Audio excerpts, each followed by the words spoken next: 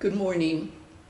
Today we're celebrating the 8th anniversary of the Congregational Church of Boothbay Harbor's January 2012 decision to become open and affirming, uppercase O and uppercase A, an official designation of congregations in the United Church of Christ, affirming the full inclusion of gays, lesbians, bisexuals, transgender, and non-binary persons, LGBTQ, in the life of the church and its ministry.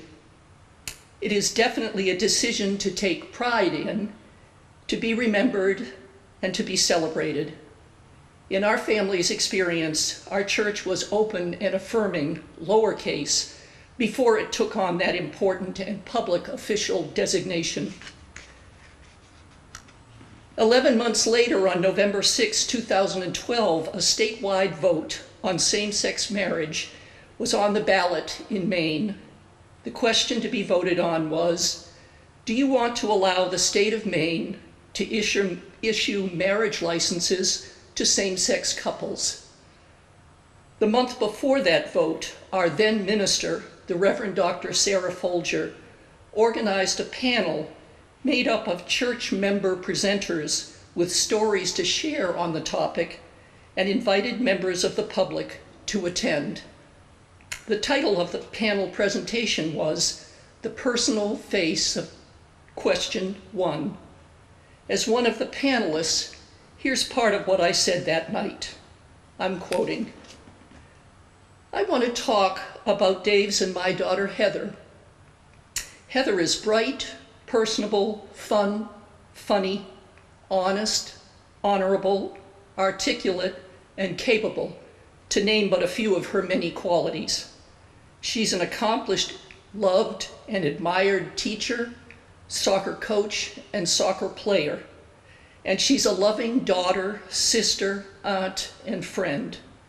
She's all those things before you learn she's gay, and she's still all those things after you learn it.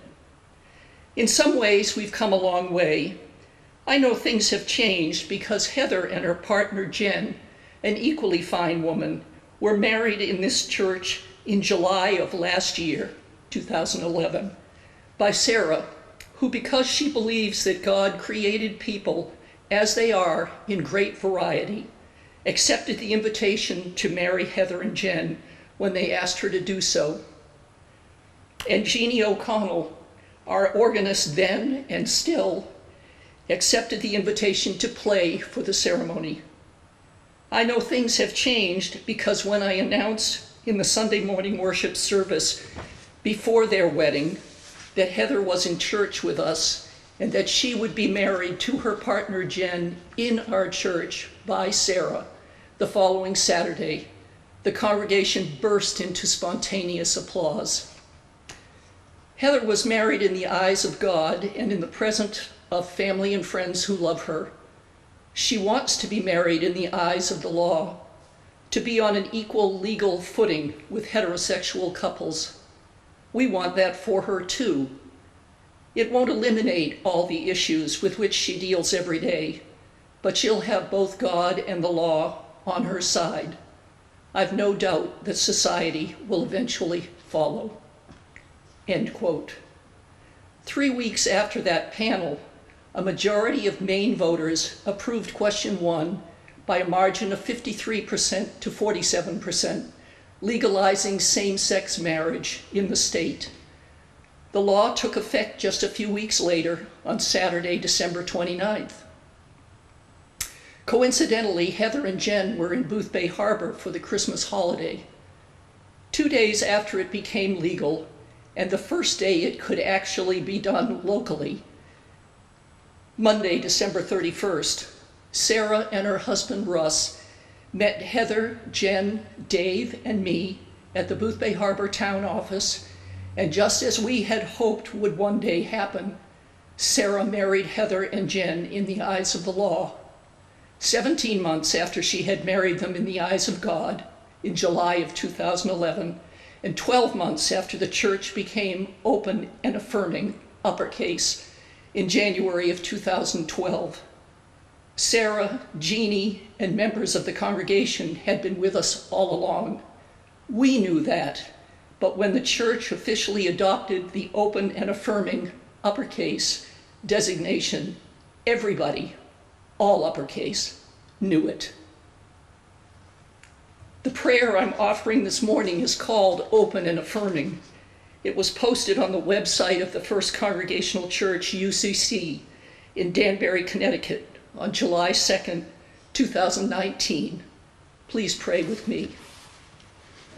Creator of us all, Holy One of many names, eternal love, we wonder at the care and joy manifest in your design and creation.